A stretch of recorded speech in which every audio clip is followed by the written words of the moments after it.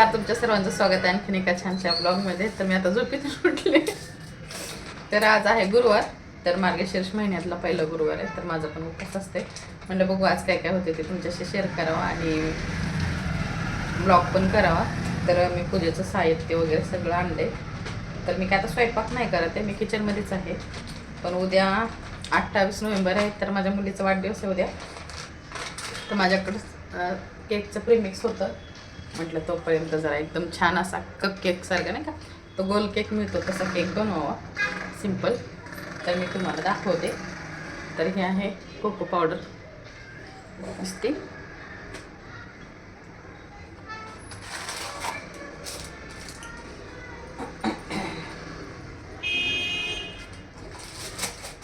मी आता cake bake करून घेते. मी सिंपल असा छोटासा केक बनवणार आहे विदाउट क्रीमचा. त्यात क्रीम वगैरे काही टाकणार नाही.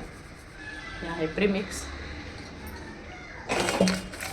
प्रीमिक्स असल्यावर काय नाही, त्याच्यामध्ये फक्त थोडंसं तेल टाकायचं आणि पाणी टाकायचं. तर यात टाकते मी थोडंसं तेल. आणि आजची माझी पूजा वगैरे कसं होणार, मी काय बनवणार, तर मी बनवणार आहे आज पुरणपोळी. तर पुरणपोळीचा स्वयंपाक आता मला असं वाटतं सुरुवात करावीच. तर मला तयारी करायची.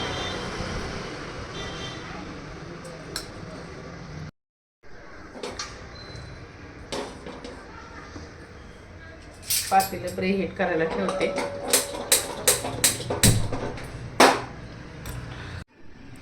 तर माझ्याकडे होतं व्हॅनिलाचं प्रीमिक्स. तर मी याच्यात कोको पावडर टाकली आणि आता चॉकलेटचं केलं आहे. तर मी आता चॉकलेटचं स्पॉन्ज शिजवून घेणार आहे. पातेले प्रीहीट करायला ठेवले. केकचं बॅटर आहे ना, असं झालं पाहिजे, असं पडलं पाहिजे.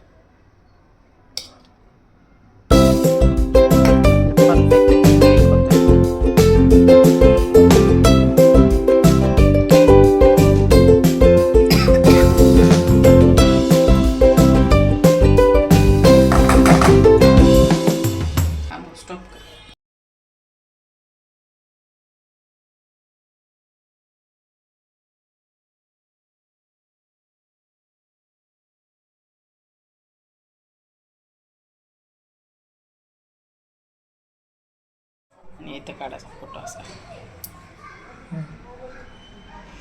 थांब टॅप करू. तर छान झालंय.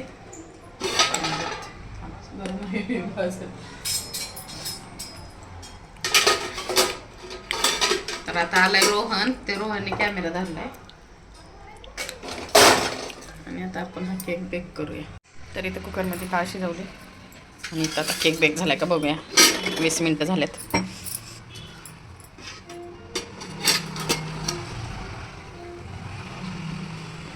थोडासा राहिलाय, बेक होतंय.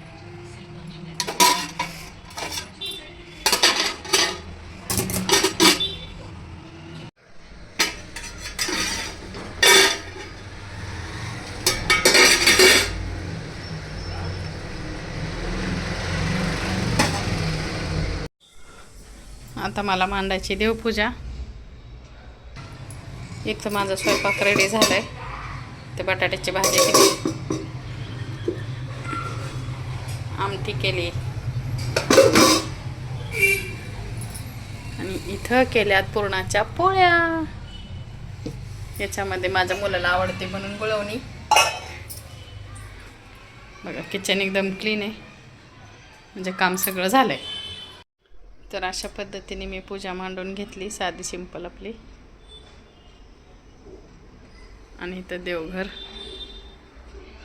जस्ट देवघराच्या खालीच पूजा मांडली, कारण घरात जागाच कमी. आता पुस्तक वाचून घेते.